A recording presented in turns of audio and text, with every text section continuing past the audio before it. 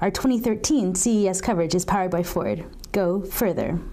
Nicole Scott here from Mobile Geeks, and here we are at CES 2013, and I'm standing in front of the Sharp booth, and we're about to go in. They have some OLED IGZO displays, flexible, super small ones. They have some 8K TVs. We're gonna get in there, and it's like you're here at CES 2013. Let's go.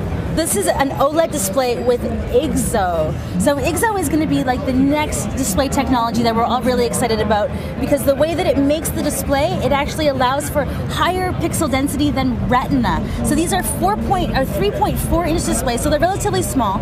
They have only a 200 ppi, which isn't as crazy as some of the other displays that we see out there, but this is kind of small, and this is just kind of a demo here. But you can see the further one over here, how it's kind of flapping in the wind. So what this means for the consumer is we have more vivid colors, more just sharpness, more brightness, but when you drop your phone, the chances of it breaking is actually less because the display is flexible. So that is kind of an exciting thing that I'm personally really looking forward to.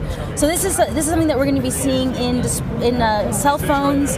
I'd say towards the end of this year, maybe the beginning of next. So an IGZO display is actually going to have a higher pixel density than what we're seeing with Retina. So it's gorgeous, it's sharp. This display is actually sleeping, right? So actually what's going to happen here is I'm going to take this pencil and I'm going to draw on the display. And now when I move it quickly, you can kind of see that it's not quite keeping up, right? So let's just move this around. So you can see there's a slight lag, right? So what's actually happening here is when I take the pencil off, the display is sleeping. It looks exactly the same. When I put the pencil back on, and you can see there's a slight lag, woo, slight lag, right? So that's actually the display coming back awake to update the pencil drawing on the screen. So when it's off, total power savings, really, really low power consumption. When it's on, you can see there's a slight delay when it's kind of waking up. So let's go down there. Slight delay when I go fast, woo! But if I go slow, you can't even really tell. All right, so this is just a look at why IGZO is going to be really cool. IGZO displays are already on the market. Sharp has released this SH, I believe this is the O2E. Okay, sorry about that. Sharp has already released IGZO displays onto the market. This is the Sharp SH02E. So this is actually the world's first IGZO LCD smartphone on the market.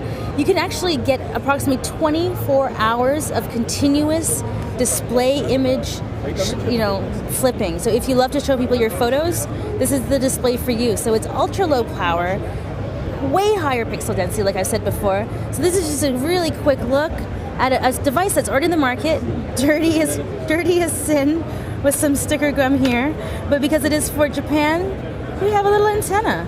So this is definitely a really cool phone. We're never going to see it anywhere else except for in Japan, but you guys get to see it here on our Sharp booth tour.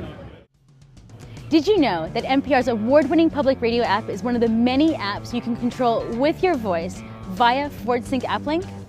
Connect a supported mobile phone to your Ford vehicle via Sync App Link, and before you know it, you'll be able to stream local news, listen to your favorite programs like Morning Edition and All Things Considered, and navigate through custom playlists, all using simple voice commands. Sync App Link is yet another example of how Ford is going further to keep you connected on the go. Thanks again to Ford for powering Mobile Geeks CES Special.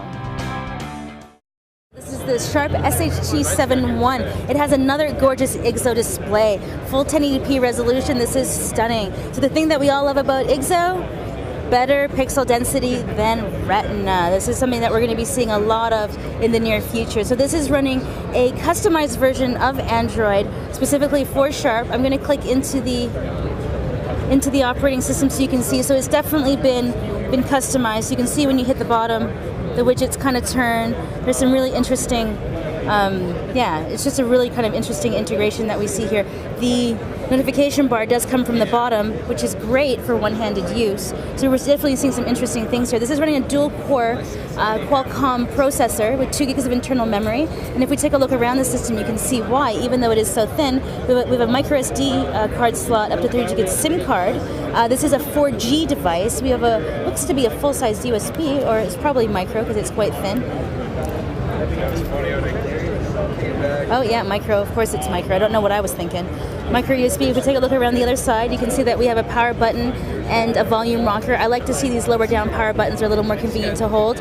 Around the top, we have a stylus. So this is, it's an antenna for DVB-T. Yeah, because this is this is a Japanese device. So yeah, so it definitely has access to TV. Let's see on this side. Here we have the stylus.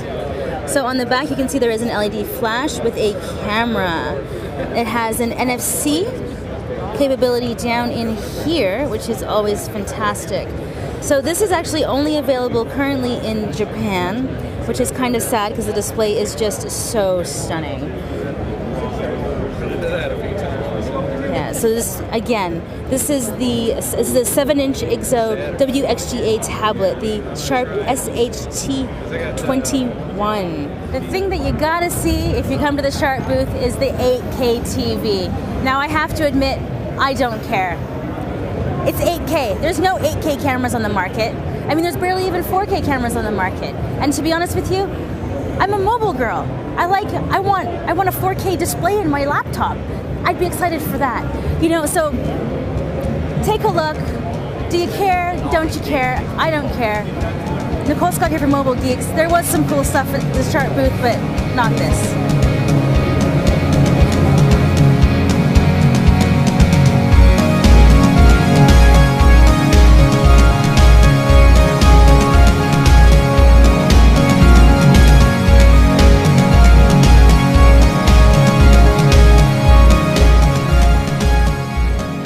Thanks to Ford for powering our CES coverage.